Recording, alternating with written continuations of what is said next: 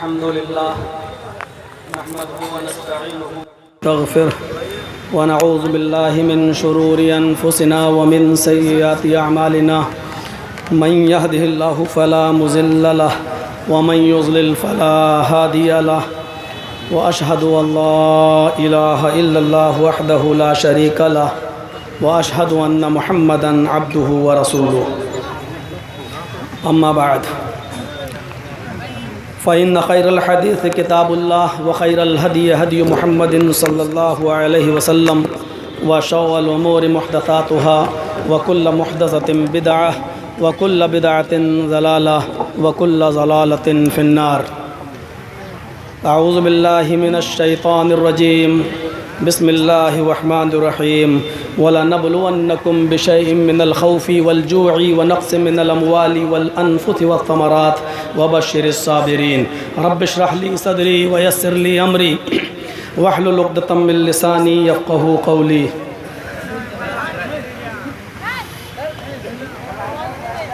नहायत ही मुअक्कर व मुअज़्ज़ज़ उलमाए किराम, इस अज़ीम व शान इजलास के सदर मोहतरम मौलाना अब्दुल रशीद मज़हरी हफ़िज़हुल्लाह, मरकज़ी जमियत अहले हदीस हिंद के अमीर मोहतरम असग़र अली इमाम मेहदी हफ़िज़हुल्लाह, जो अपनी इंतहाई मसरूफ़ियत के बावजूद आपके इस इलाक़े में आए और उन्होंने अपना वक्त दिया, जमियत व जमात को दिन ब दिन तरक्की की नई राह पर पहुँचाया। अल्लाह तबारक व तआला मौसूफ़ को नज़र बद से बचाए और मज़ीद जमियत व जमात की खिदमत करने की तौफ़ीक़ अता फ़रमाए। इस वक्त हम और आप अपने इस वतन अज़ीज़ में, इस मुल्क में जिन हालात से गुज़र रहे हैं और हमारा मुल्क जिन हालात से गुज़र रहा है वो हमें और आपको सबको मालूम है, और ये किसी से छिपी हुई बात नहीं है। अल्लाह तबारक व तआला का बहुत बड़ा शुक्र है और उसका एहसान अज़ीम है कि उसने हमें और आपको मज़हब इस्लाम की दौलत से माला माल किया है, इस्लाम का फॉलोअर्स बनाया है, इस्लाम का शदाई बनाया है। ये इस्लाम दीन फ़ितरत है, यानी एक इंसान को क्या चीज़ अच्छी लगती है, क्या चीज़ बुरी लगती है, उसके जायज़ मामलात को इस्लाम उसकी रियायत भी करता है और उनके तकाज़ों को पूरा भी करता है। मसलन हम और आप ये गौर करें कि हर शख्स ये चाहता है कि उसकी जान महफूज रहे। कोई नहीं चाहता कि मुझे नाजायज़ मारा जाए। फितरत का तकाज़ा यही है। किसी भी धर्म का आदमी हो, किसी भी मज़हब का आदमी हो, किसी भी मकतब फ़िक्र से जुड़ा हुआ हो, कोई ये नहीं चाहता कि उसका कत्ल हो, उसको मारा जाए, उसकी जान चली जाए। और अगर किसी तरीक़े से या किसी मामले में नाहक़ बिना किसी गलती के अगर कोई उसको मारता है या उसको कत्ल कर देता है, तो उसके वरसा, उसके रिश्तेदार अब ये चाहते हैं कि जिसने भी मेरे बेटे को, मेरे भाई को, मेरी बीवी को या मेरे किसी भी फ़र्द को कत्ल किया है तो उससे इंतकाम लिया जाए, बदला लिया जाए। यही फितरत का तकाज़ा है।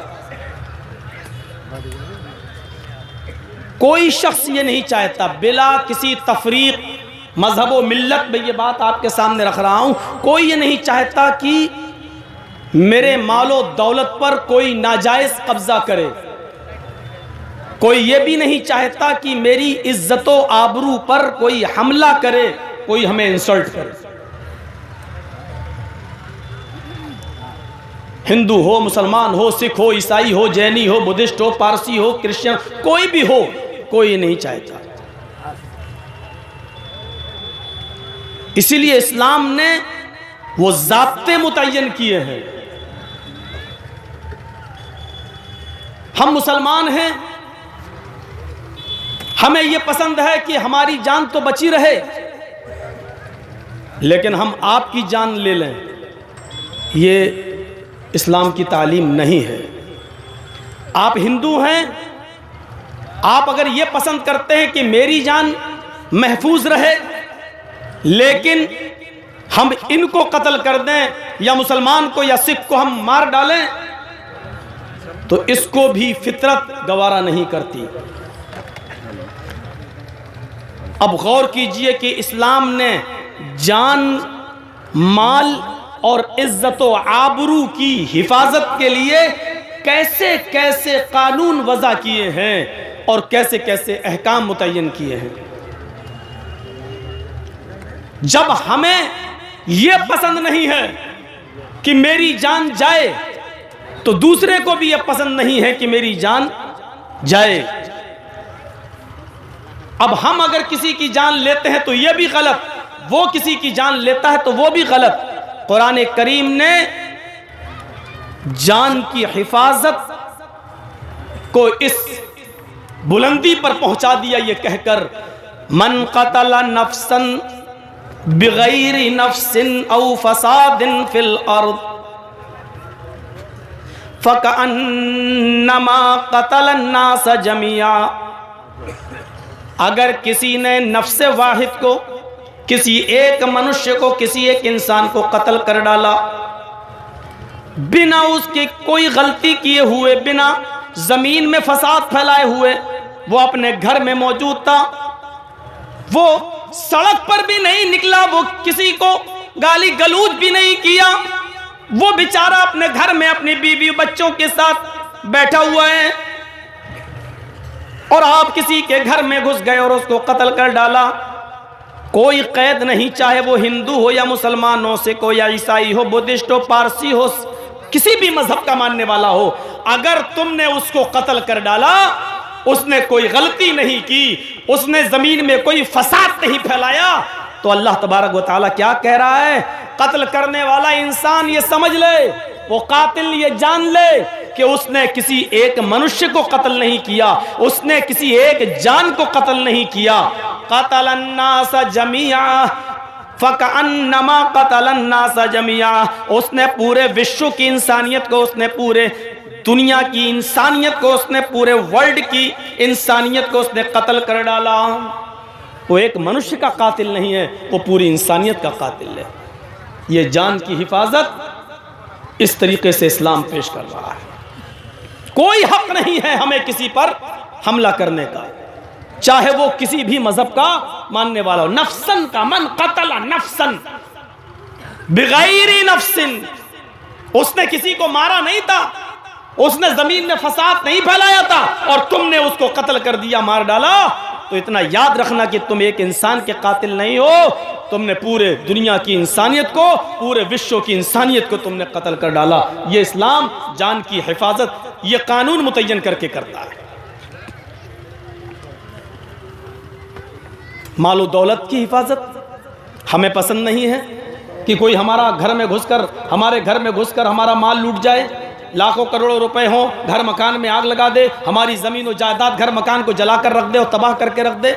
हमें जब ये पसंद नहीं है तो दूसरे को भी ये पसंद नहीं है। इसलिए नबी अकरम सल्लल्लाहु अलैहि वसल्लम ने मालो दौलत की हिफाजत इस तरीके से मुतय्यन की है कि दो सहाबी रसूल, दो शख्स नबी अकरम सल्लल्लाहु अलैहि वसल्लम के पास आते हैं, बुखारी शरीफ की रिवायत है, और दोनों एक ज़मीन के टुकड़े के बारे में फ़ैसला तलब करते हैं। अय अल्लाह के रसूल, एक कहता है ये मेरी ज़मीन है, दूसरे ने कहा नहीं है अल्लाह के रसूल ये झूठ बोल रहा है, ये ज़मीन मेरी है और हमने आपको फैसल माना है, जज माना है, हम चाहते हैं कि आप फैसला करें। नबी अकरम सल्लल्लाहु अलैहि वसल्लम ने दोनों की गुफ्तगू सुनी और गुफ्तगू सुनने के बाद आपने फरमाया लोगों मैं फैसला तो एक ही के हक में करूंगा। भाई ज़मीन के दावेदार दो हैं लेकिन मुझे तो फैसला एक ही के हक में करना है और जिसकी दलील मुझे ज्यादा मजबूत लगेगी उसके हक में मैं फैसला करूंगा। फिर आपने फरमाया एक ज्यादा बोलने वाला है, एक कम बोलने वाला है, एक चर्ब जबान है, एक कम बोलता है। जो चर्ब जबान है वो अपनी बात अच्छी तरीके से समझा जाता है और एक कम बोलने वाला है वो बेचारा सच्चा होता है लेकिन अपनी बात को सही तरीके से पेश नहीं कर पाता है, अपनी तरीके से सही तौर पर पेश नहीं कर पाता है लेकिन सच्चा होता है। लेकिन मैं इंसान हूं, मैं भी इंसान हूं, फैसला करने में गलती कर सकता हूं। इसकी बात मुझे मजबूत नजर आ रही है, इसकी दलीलें मुझे मजबूत नजर आ रही हैं, इसलिए मैं ये जमीन का टुकड़ा इसको दे रहा हूं, इसका मालिक मैं इसको बना रहा हूं।